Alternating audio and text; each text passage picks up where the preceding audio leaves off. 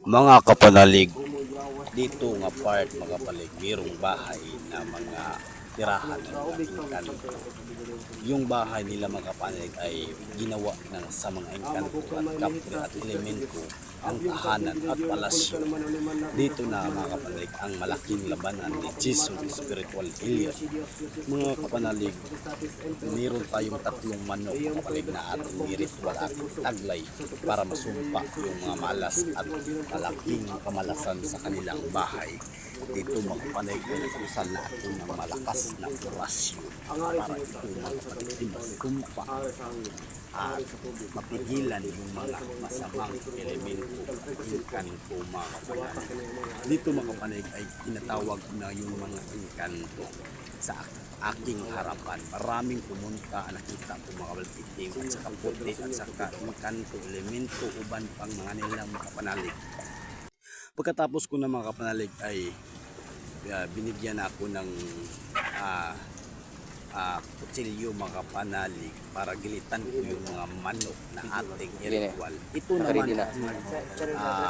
si Brother Samuel na isang albularyo din.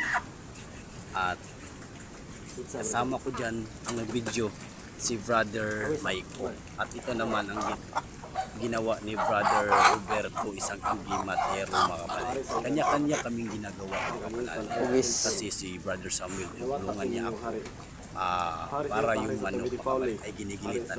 Pagkatapos ko sa manok ng puti mga kapanalig, ito naman ang pula. Kasi before ako nagilit mga kapanalig ng manok mga kapanalig, nagkurusal ako ng mga laking kapangyarihan na taglay para mapigilan yung mga lagim at masamang engkanto mga kapanalig. Dito mga kapanalig, ginilitan ko na mga kapanalig. At dito mga kapanalig, tingnan ninyo ang ginawa namin sa aming ritual kasi ito ang paraan sa babaylan para matigil at masumpa yung mas kamalasan sa kanilang bakuran at bahay. Kasi dito mga kapanalig ay ginilitan ko na yung tatlong manok na itim para ito ay para sa kapoy mga kapanalig.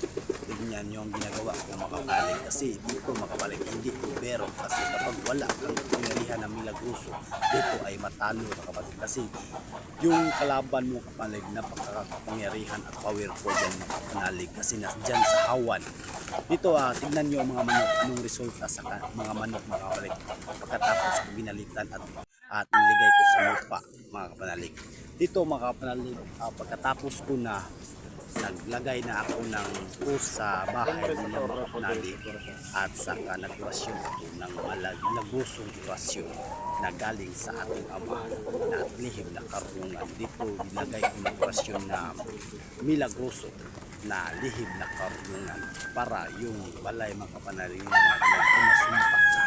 Pagkatapos ko mga kapanalig, nag-usal ako ng napakataas na uri ng orasyon para ay matigilan at malusaw yung mga engkanto para hindi na makapasok sa kanilang bahay. Kasi mga kapanalig, ito yung haunted house na maraming nakita dito at ginagalaw yung mga tao at dito mayroong mga tao na pumunta dito na magkatulog, hindi makatulog na maayos kasi ginambala yung mga elemento at mayroong mga sakit na binigyan sila ng sakit na pinakataas na uri kasi palagi sila pumunta sa mga gamot pero walang epekto ang kanilang ritual at kanilang manggagamot kasi napakataas yung taglay ng kapangyarihan ng mga engkanto.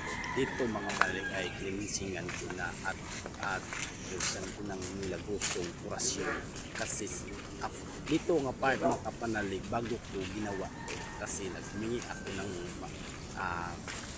pundasyon sa ating Ama sa kapangyarihan para tayo ay proteksyonan at pagkalooban ng ating Panginoong Diyos. Dito mga kapanalig at nag-usal na ako